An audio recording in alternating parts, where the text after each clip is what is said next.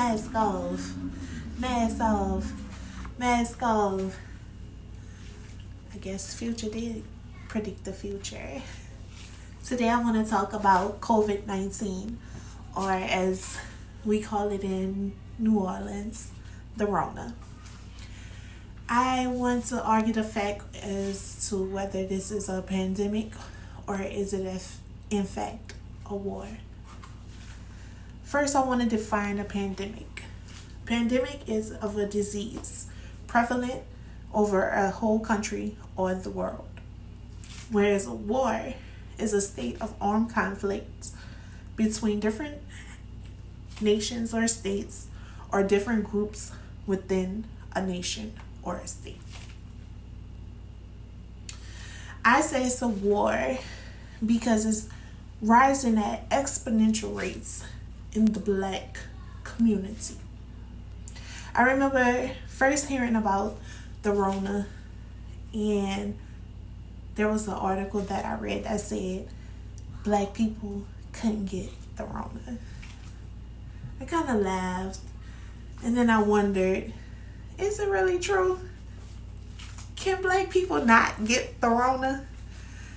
But then you started seeing more and more people in our community, families, friends, people that we've known and heard of be affected, and some dying from the Rona. I read an article by Justine Kelma that stated 70% of people who have died from COVID-19 in Louisiana as of April 6th were African American, where less than 1/3 of the population of that state is Black. That's things that make you go, So 1/3, less than 1/3 of a state's population is being mostly affected by a national pandemic. It's worrisome. It worries me. So it made me look deeper. Like, is this a pandemic? Is this a virus? Or is this a war? Is this a target against our community? So I was curious as to what's the underlying determining factors that make it affect us more than other cultures, races, or social classes.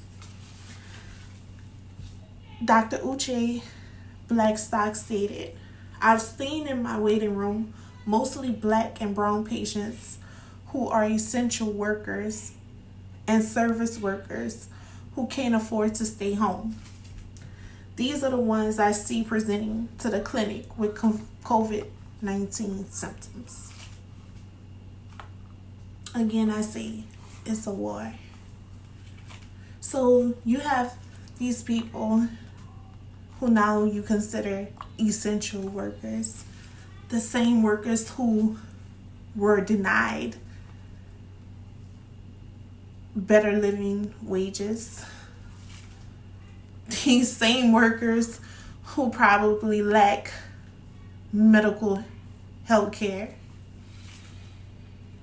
Now they're considered essential. They're on the front line fighting against the war that they cannot see. So then they say that this pandemic, this virus, affects people who have underlying health issues. Hypertension, diabetes, and high blood pressure or asthma. All of the underlying health issues that are prevalent in the Black community. Doesn't seem so coincidental. Dr. David Williams, a professor of public health at Harvard University, stated, When you look at COVID-19, that is particularly virulent for persons who have higher rates of disease, that's exactly the picture of African Americans. But it's not their genes, it's the social conditions that we have created. It's been a war.